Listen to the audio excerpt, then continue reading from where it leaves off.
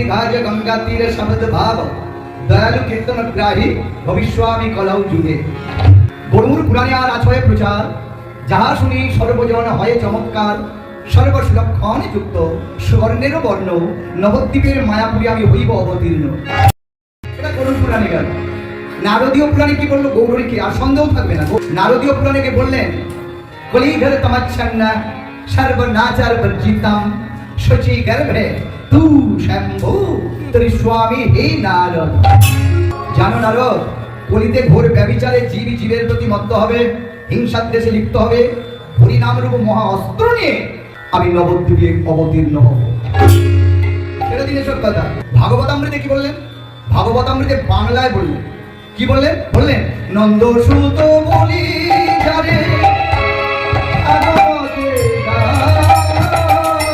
Nanda